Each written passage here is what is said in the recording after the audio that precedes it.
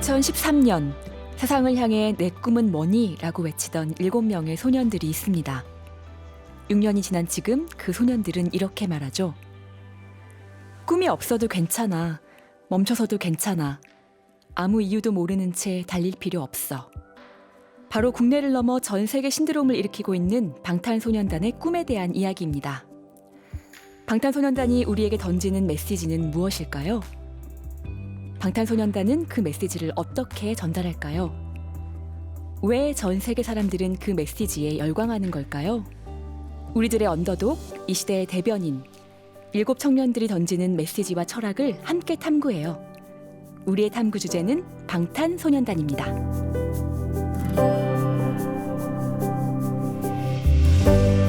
안녕하세요. EBS 방탄천국에서 방탄이즘의 진행을 맡은 문화평론가 윤성은입니다. 요즘 TV나 인터넷을 켜보면요. 어디서든 방탄 하잖아요.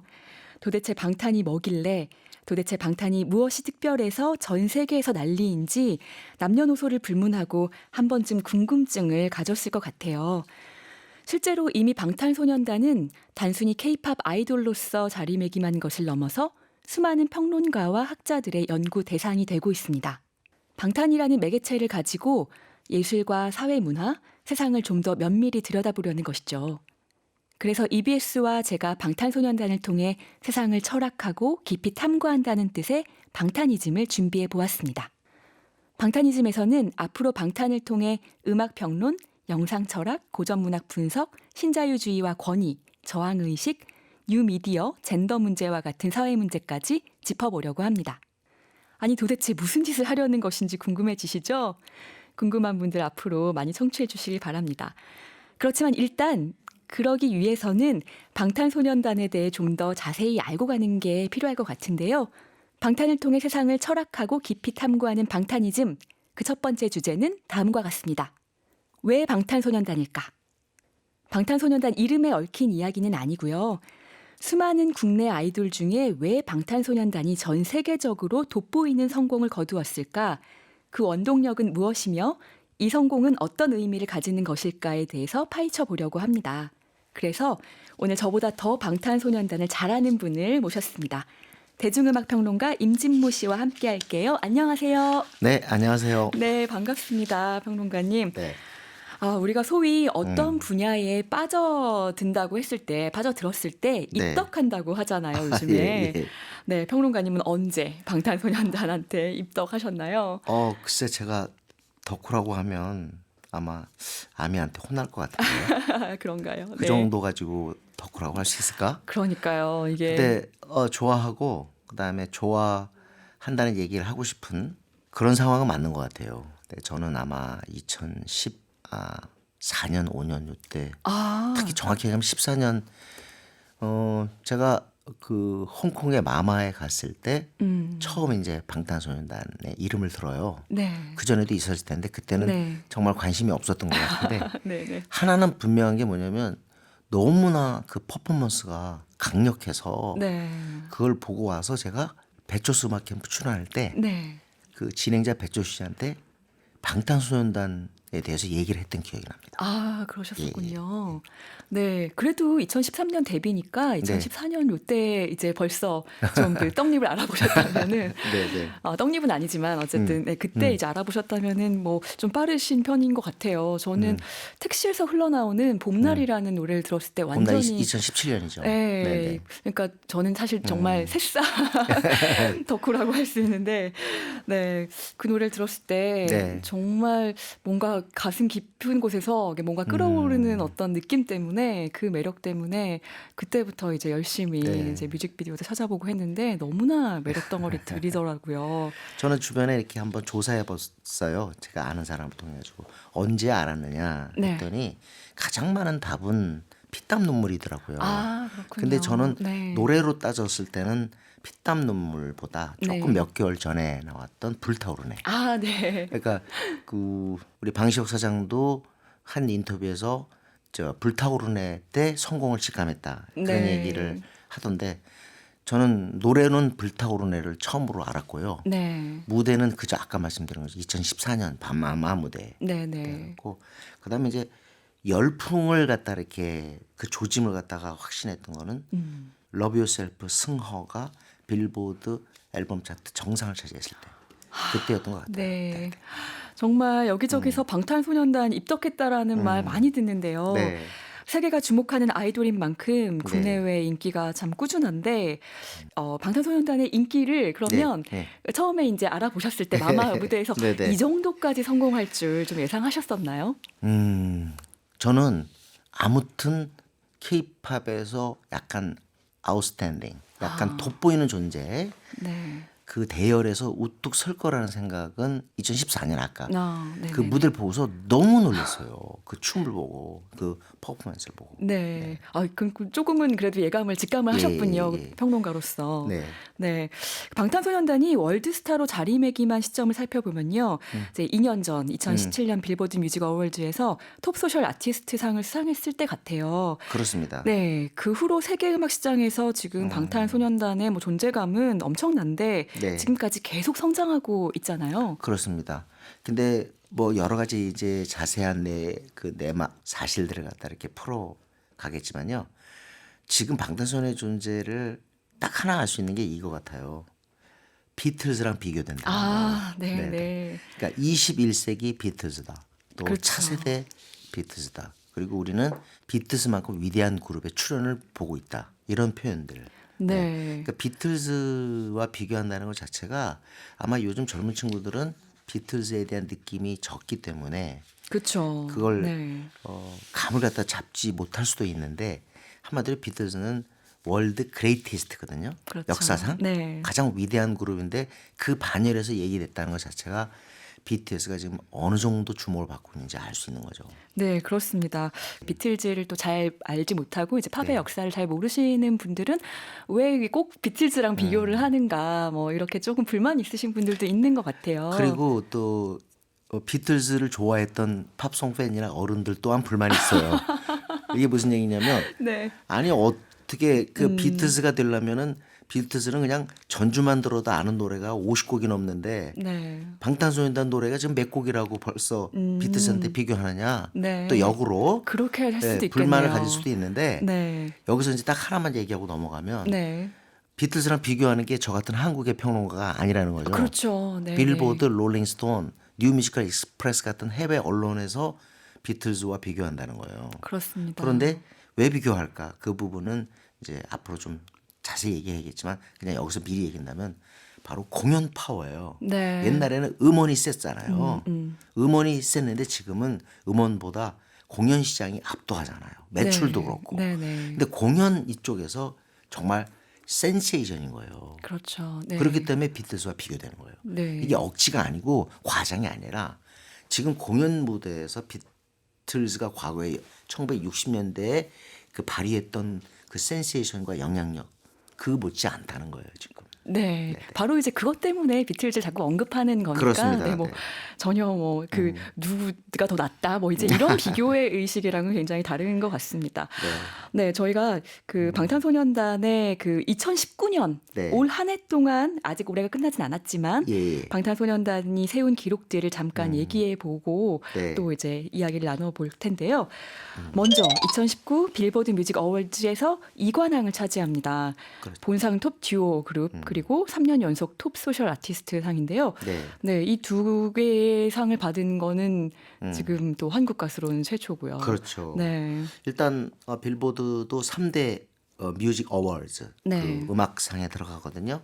그래미, 그다음에 아메리칸 뮤직 어워즈, 그다음에 네. 이 빌보드 뮤직 어워즈인데 빌보드는 우리에게 되게 익숙한 이름이잖아요. 근데 사실 본상을 탄 사람은 아무도 없는 거죠. 네. 근데 BTS가 본상의 탑 듀오와 그룹 부분에 수상을 했고 이미 빌보드에서 상을 받은 거는 아시겠지만 탑 소셜 아티스트. 이게 바로 이제 왜 핫하다고 할 수 있느냐.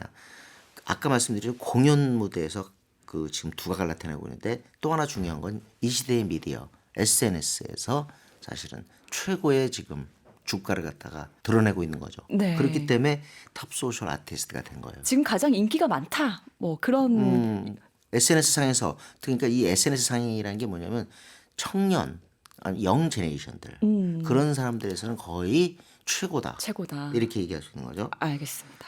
그리고 타임지 세계에서 가장 영향력 있는 100인에 선정됐고 네, 뭐 네. 또 메인도 장식했죠.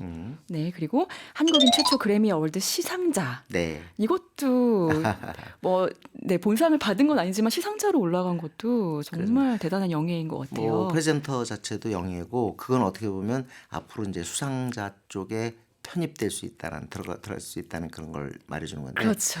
아마 예. 가장 큰 거는 그래미 어워즈의 수상자가 되는 순간이 아닐까. 그렇기 네. 때문에 방탄소년단은 갈 길이 먼 동시에 앞으로 해야 할 게 참 많다는 뜻이기도 하죠. 아, 그렇군요. 빌보드 차트에서 아까 상 받은 게 중요한 게 아니라 빌보드의 그 메인 차트가 두 개예요. 네. 그 앨범 차트와 싱글 차트인데 거기 두 개에 다 올랐다는 거. 이게 네. 제일 중요한 거예요, 사실은. 그러니까 앨범 차트에 Love Yourself 승허, 그다음에 전 티어 이게 1위에 올랐고 그 승허 때의 곡인 그 쉽게 말하면 제일 먼저 오른 게 이제 DNA, 네. 마이크 드롭, 그다음에 페이크 러브 아이돌인데 페이크 러브가 10위에 올라갔다는 거죠. 네. 그리고 전티에 때 11위까지 올라갔는데 요번에 이제 작은 것들 위한 시 보이 위드 러브가 네. 다시 8위까지 올라갔으니까 빌보드 싱글 차트 기준이 탑 10이거든요.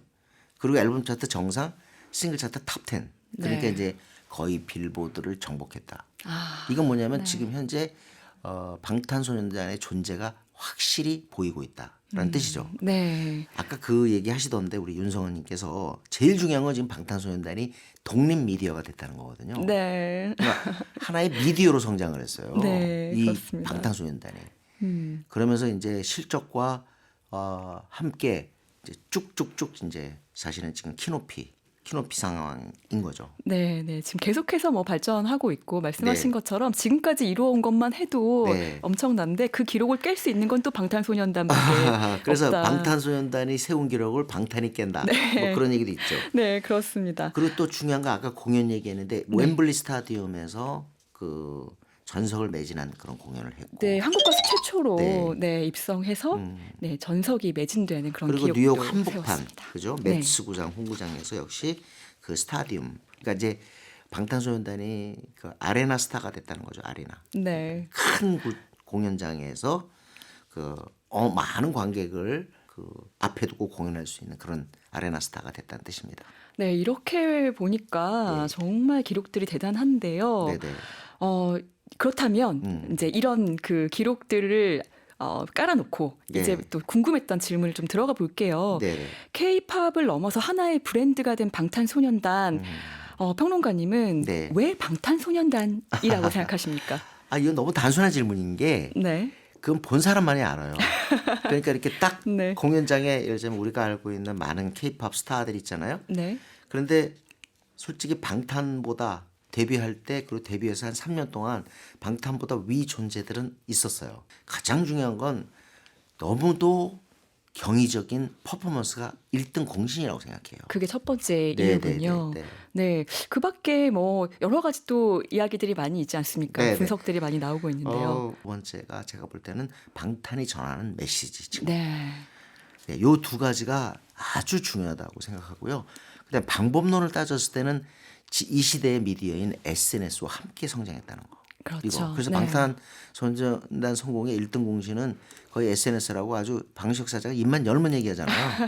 네. 근데 그거가 아주 중요한 게 이 시대의 음악 문법이라는 거예요. 네. 이 방탄소년단이 SNS와 함께 성장했다는 거. 그러니까 주류 미디어, 예를 들어 신문 또는 어떤 기존의 방송국 이걸 통해서 성공한 것이 아니라 네. 바로 이 시대의 미디어 SNS와 함께 성장했다는 게 아주 중요합니다. 방금 말씀하신 그 지점이 그런데 처음에 사실 그 한국에 있는 그 메가 엔터테인먼트들 그런 기획사들의 방식과는 전혀 달랐잖아요. 그렇죠. 예, 다들 이제 자본을 기반으로 해서 네. 방송에 출연시키고 그렇게 해서 그 아이돌 하나를 런칭시키는 그런 네. 방식이었다면 사실은 그 정말 저희가 이제 언더독이라는 그런 표현을 썼습니다마는 한 번도 전 아이돌을 기획해 본 적이 없었던 네. 방시혁 대표가 한 번 그 있었긴 있었죠. 그렇지만 그렇죠. 예, 성공시켜 본 적이 없었던 방시혁 대표를 위시해서 우리가 살 길은 이거밖에 없다라고 어떻게 보면 굉장히 사활을 걸고 시작했던 게 그 SNS라는 수단을 통한 소통이었다고 보거든요. 그럼요. 그러니까 네. 그게 없었더라면 힙합으로 출발했던 이 방탄소년단이 아이돌로 전환하는 그런 모든 것들이 굉장히 팬들한테 빨리빨리 익숙해졌어요. 네. 가장 중요한 게 SNS를 통해서 바로 영 제네레이션과 그 친화력을 갖다가 급속도로 상승시켰다는 거거든요. 네. 그러니까 그 부분이 굉장히 중요하고 사실 지금 얘기한 언더독 그런 부분은 메시지 측면이거든요. 네. 이 존재 자체가 완전히 달랐던 게 3대 기획사 소속도 아니고 네. 사실 멤버들의 면면들을 보면 사실 금수저, 은수저 아니라는 거죠. 네. 네. 외국인도 없고 사실 요즘의 네네. 어떤 공식대로 그리고 또 하나는 뭐냐면 외국에서 또 주목하는 건 사실은 케이팝을 뚫어준 거는 우리가 인정해야 돼요. 케이팝. 네. 이건 누구예요? 싸이의 강남 스타일이라고요. 네네. 그런데 사실 싸이의 강남 스타일 터졌을 때 외국에서조차 우리가 알고 있는 케이팝은 다수의 인원이 참여하고 있는 댄스 그룹인데 그렇죠. 예. 그런 상황에서 그런 욕구가 있을 때 바로 방탄이 정확한 때 등장한 거예요. 네. 외국 언론이 볼 땐. 아, 그렇군요. 그러니까 케이팝의 정체성을 비로소 확인하는 거죠. 그랬군요. 싸이는 케이팝의 정체성이라고 볼 수 없어요. 한 사람이고. 그렇죠. 우리는 그런 거거든요.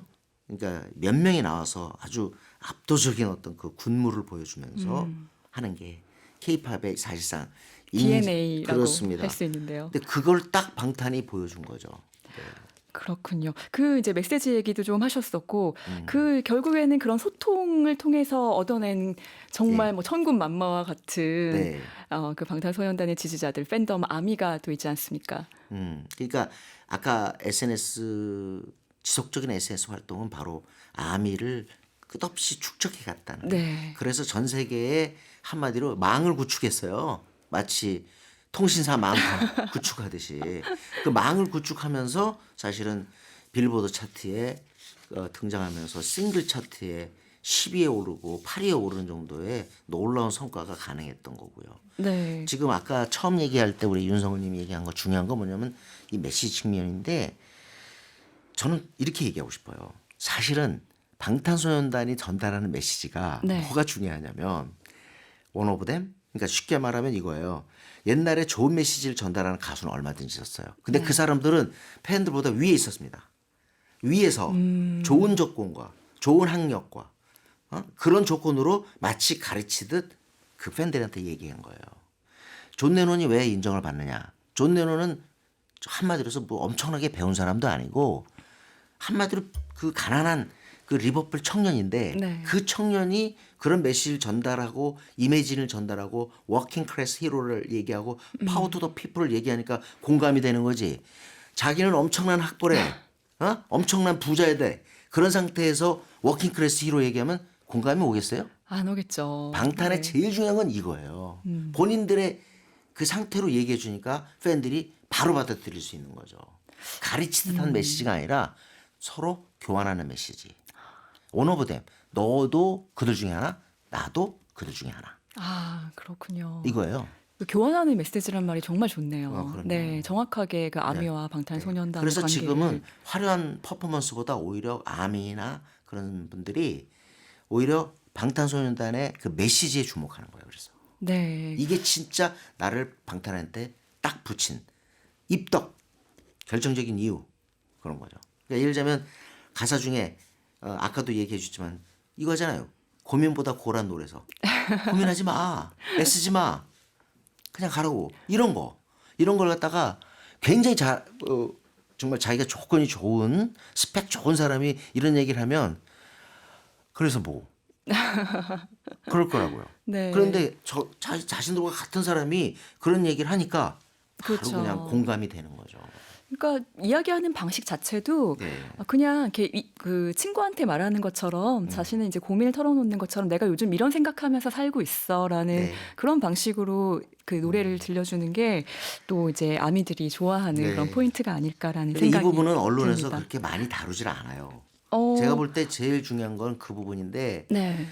그게 불편한 얘기인지 모르겠으나 이게 그냥 우리는 흙수저라는 약간은 좀 동정적이고 불쌍한 개념으로 그런 식으로 얘기를 하는데 가장 중요한 거는 청년 세대 자신들의 이야기예요. 네. 동급의 이야기라고요. 그 부분들이 저는 방탄소년단 성공의 아주 중요한 부분이라고 생각해요. 근데 저희 그 방탄소년단이 한국어로 노래를 부르지만 그 네. 외국에서도 네. 외국 아미들도 그 부분 너무 좋아하더라고요. 이렇게 사실 이제 뭐 미국 시장에서의 어떤 그 가수들의 노래들이 10대나 20대 네. 초반의 그 가수들의 노래들에는 욕이 반이고 뭐 섹스 뭐 네네. 이제 뭐 그런 부분들의 마약 뭐 이런 것들 자극적인 소재들 이런 것들이 많다면 방탄소년단은 그냥 자기 정체성과 네. 어떻게 세상과 소통할 것인지 꿈에 대해서 또 이야기를 하기 때문에 그런 부분들이 많이 굉장히 잘했어요. 어필하고 그 부분이. 네, 있는 것 그리고 같습니다. 어떻게 보면은 방탄소년단이 이런 거 있잖아요. 무대 앞과 무대 뒤가 정확히 맞는 거예요. 네, 어?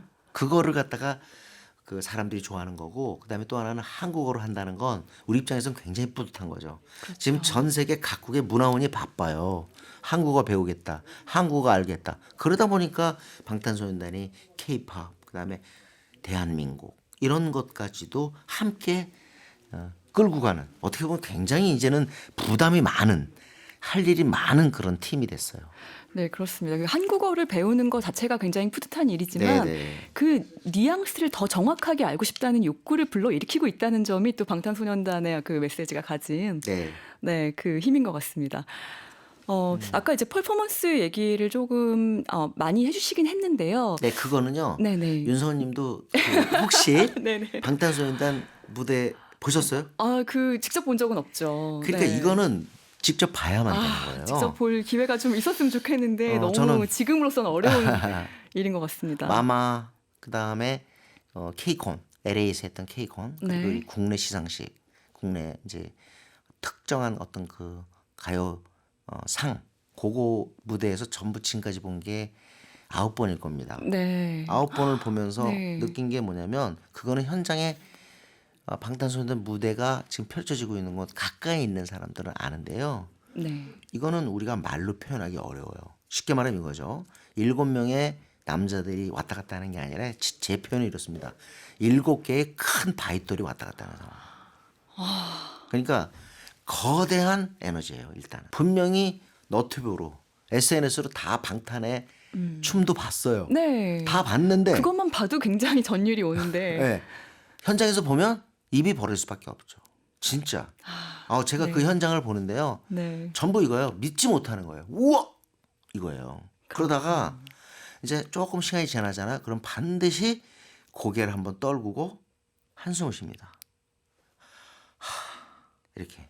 그러다가 조금 더 지나면 어떻게 되냐? 우는 거죠. 눈물. 네. 엉엉. 그러니까 요게 이게 전형적인 과정인데, 네. 제가 이런 얘기를 하면 역시 평론가는 MSG를 너무 이렇게 얘기를 한단 말이에요. 네. 그게 아니에요. 가서 보면 알아요. 네. 근데 저는 그래서 보고서 딱 든 느낌 뭐냐면 이거예요. 네. 그때 아마 그 피땀 눈물이었을 때 같은데, 도대체 얼마만큼을 춤 연습을 얼마만큼 한 거냐고. 그래서 제가 물었어요, 기획사에다가.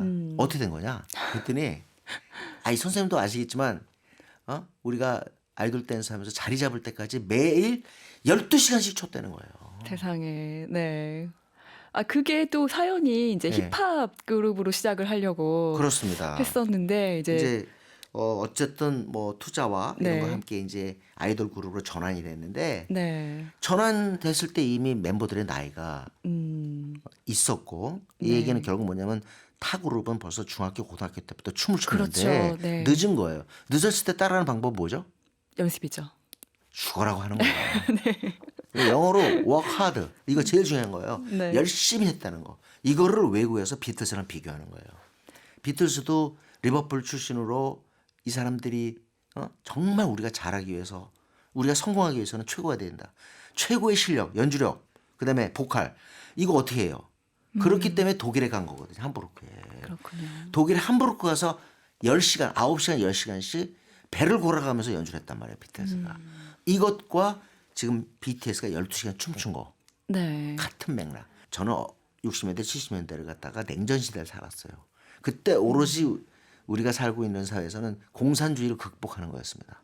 자유주의, 자본주의가 내세울 수 있는 게 뭐죠? 바로 이거예요. 정렬.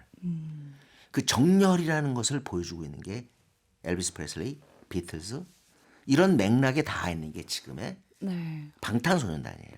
그래서 해외 언론이 주목하는 거예요. 이야기를 들으면 들을수록 정말 무대 밖과 무대 위가 똑같다라는 그런 생각이 많이 드는데요.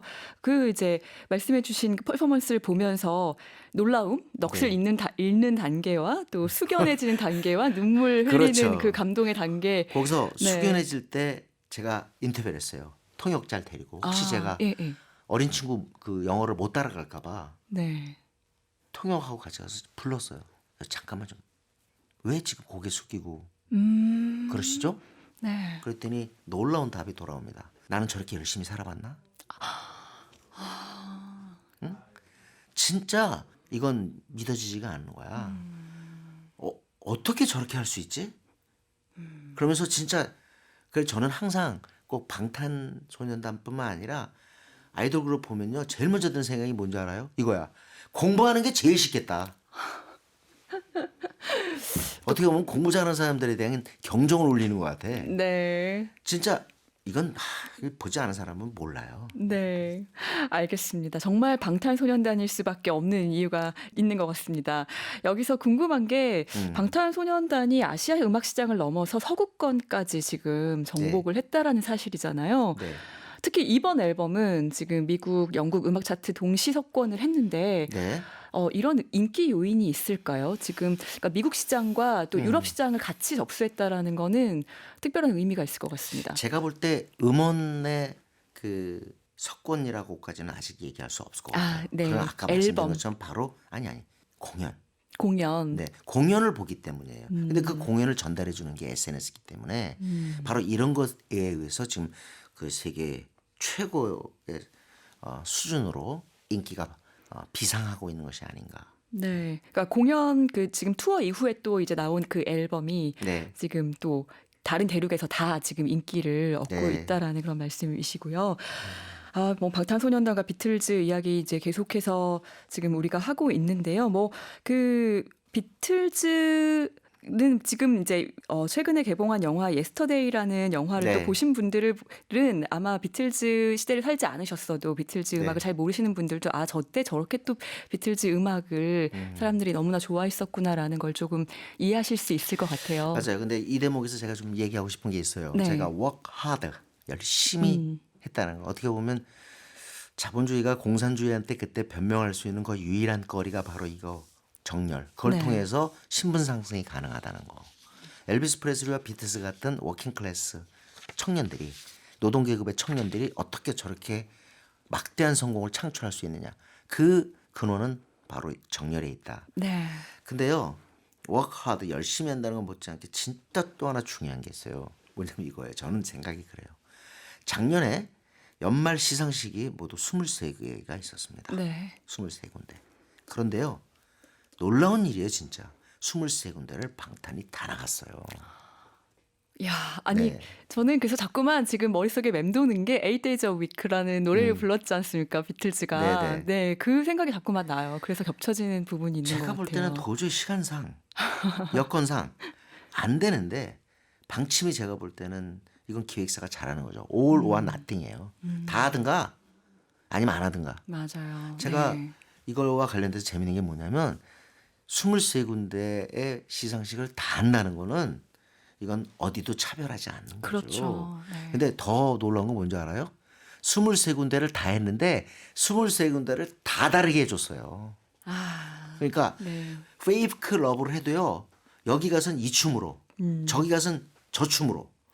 이건 뭐가 가능할까요? 7명이 완벽하게 똘똘 뭉쳐야지 모여서 빨리빨리 연습하고 빨리빨리 새로운 걸 선사할 수 있는 거예요. 네.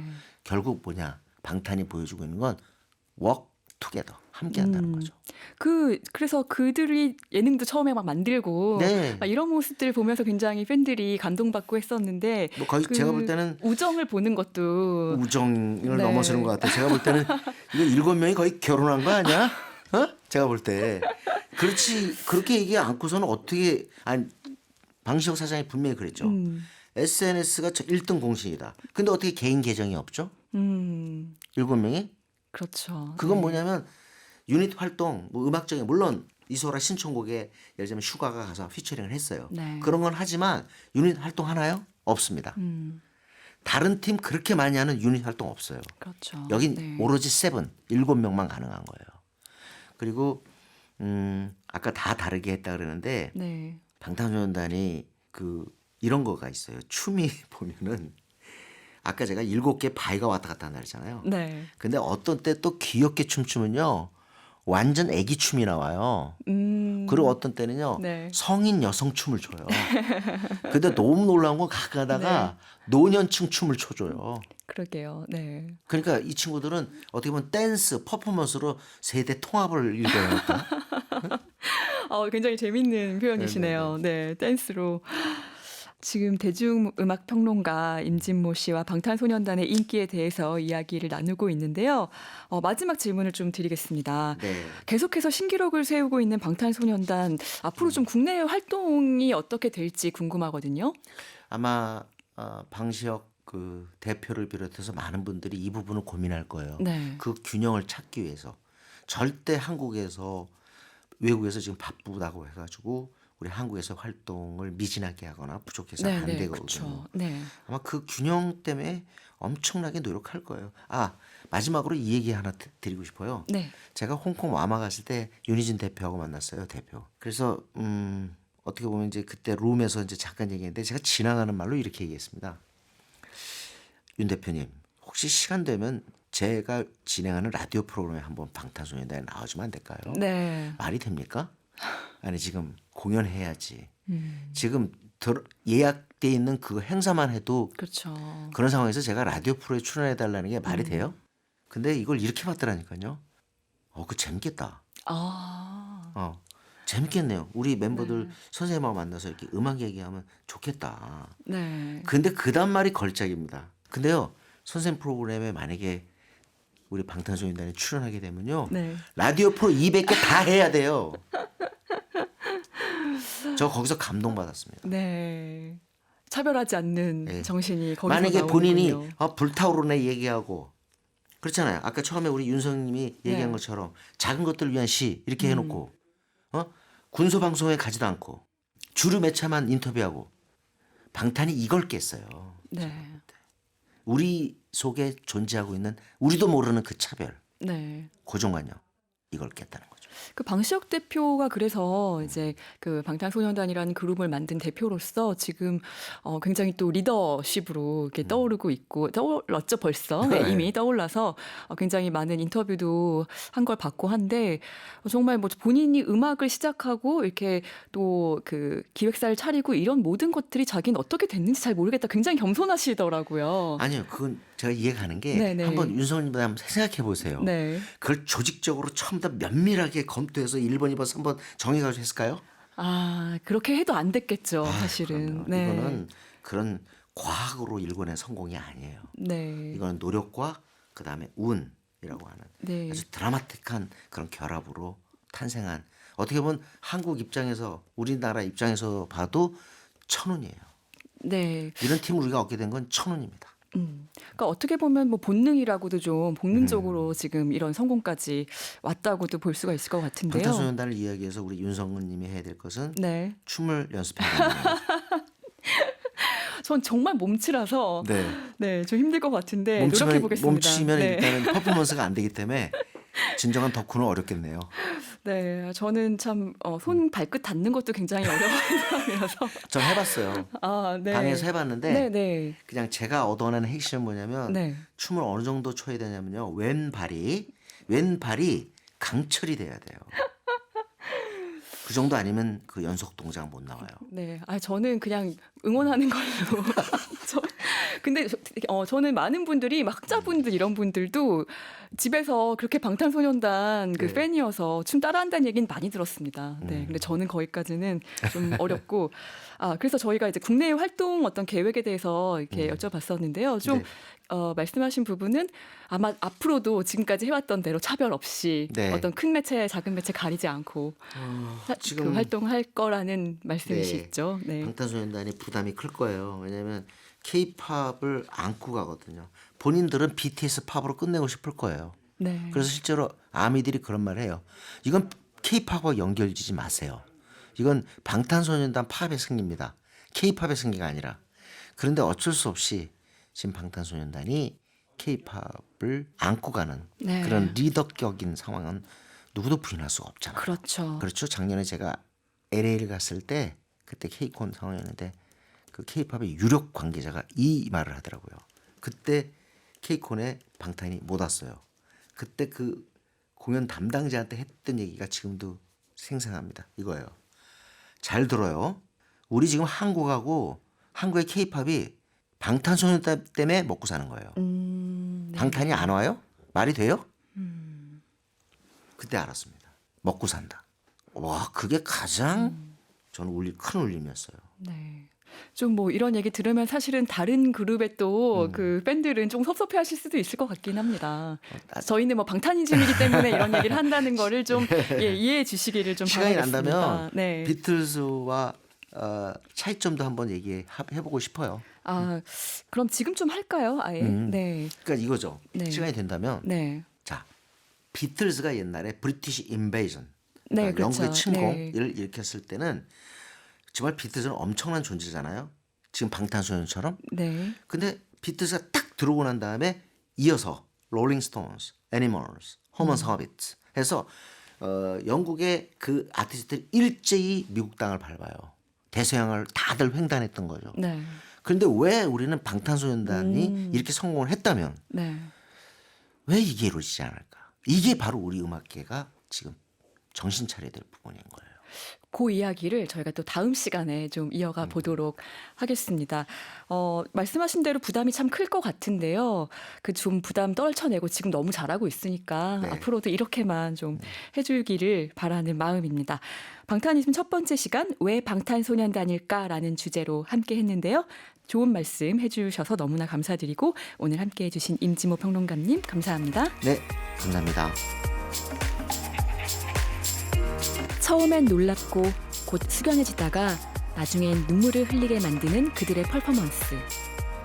위선이 아닌 진심을 이야기하는 그들의 메시지. 세상과 끊임없이 소통하고 싶어하는 그들의 진심. 이 세 가지가 지금의 방탄소년단을 만든 것이 아닐까요? 방탄소년단을 통해 세상을 철학하고 깊이 탐구합니다. 방탄이즘은 여기서 인사드릴게요. 문화평론가 윤성은이었습니다. 이 방송은 유튜브 그리고 팟빵에서 다시 청취하실 수 있습니다. 구독과 좋아요도 많이 눌러주세요.